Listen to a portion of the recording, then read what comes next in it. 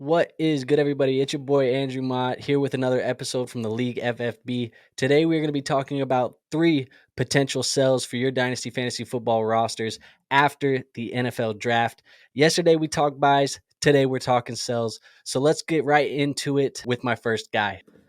So the first guy that I want to talk about here is going to be Travis Etienne. Travis finished as running back 17 last year in PPR leagues and is currently being valued as the running back 7 in Dynasty Fantasy Football per Keep Trade Cut, which is community-based rankings. Now, Travis is coming off of 1,400 yards and 5 touchdowns last year. He started the year with James Robinson. He was kind of in a timeshare where he was getting a 50-50 split.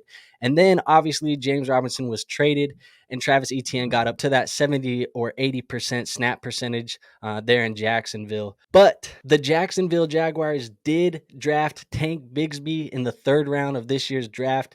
To me, all signs point that they want this to be a backfield where they are sharing carries.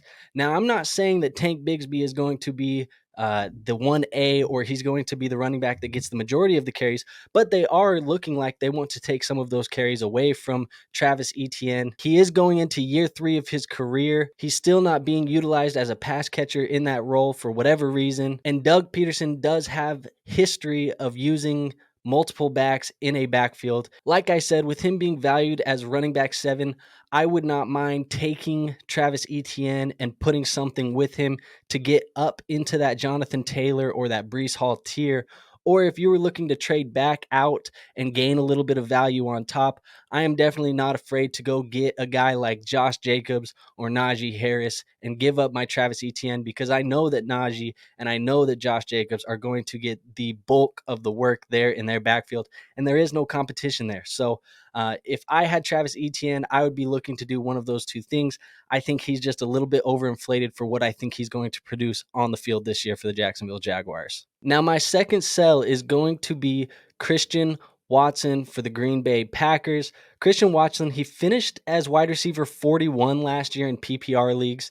Now, we do got to take into account that he missed about it was about 3 games that he missed for the Green Bay Packers. But one thing to note is that he had 600 yards and 7 touchdowns last year. Now, 60% of that production, all 7 of those touchdowns and about 300 yards of that season total was all done in about 4-week span where he got 98 or something of his fantasy football points of his 160 on the season was all in that 4 weeks. Now you got to think that that type of production is something that is not going to be sustainable. There is going to be some touchdown regression.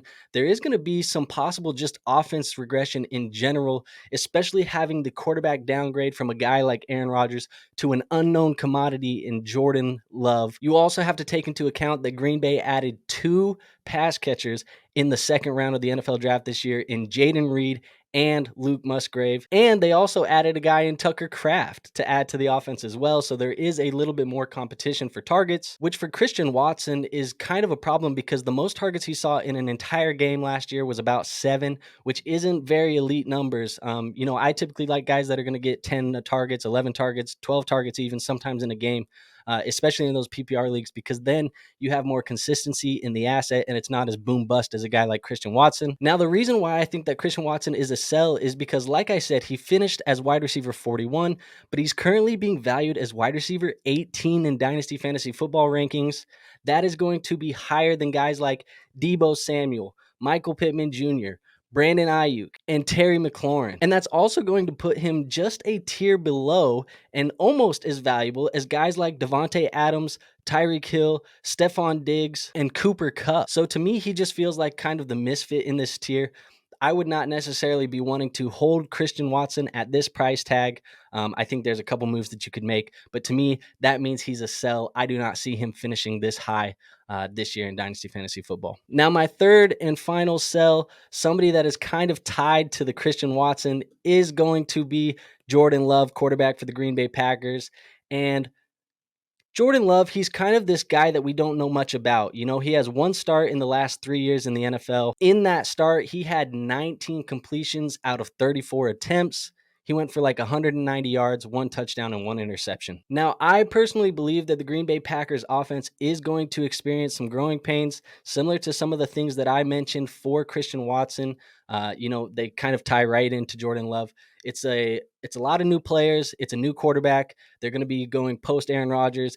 There's going to be some growing pains, I think, for Green Bay, which to me means there's going to be some touchdown regression. I don't think that they're going to score a lot. If you look at, betting odds, they are projected to be third or fourth place in the NFC North, which means that they probably aren't going to have that great of a season overall. Now, I don't think that Jordan Love is significantly overvalued. He is being valued as QB 17 in Dynasty Fantasy Football rankings. But if you are a contending team, I would much rather trade down into a lower tier for some less expensive assets like Aaron Rodgers, Kirk Cousins, Derek Carr, even a Russell Wilson, and get that type of quarterback that I know is probably only going to be valuable for, 1, 2, maybe even 3 more years.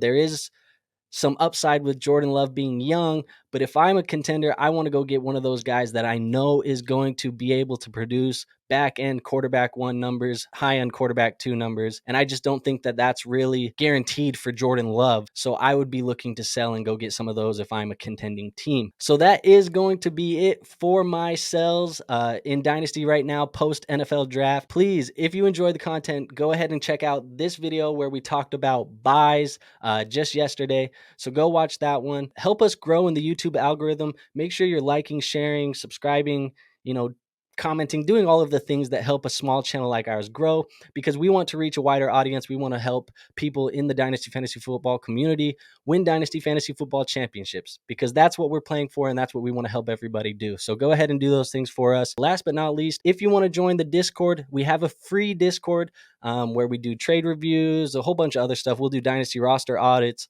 There's so much stuff that we do in there. Go check it out. It's free. I'm going to link that in the YouTube banner. I'm also going to link it in the description. So check it out. Other than that, man, hopefully I got you in and out. Didn't take up too much of your day, but I left you with something to think about. I'm going to head out of here. I will see you guys on the next episode. Peace out.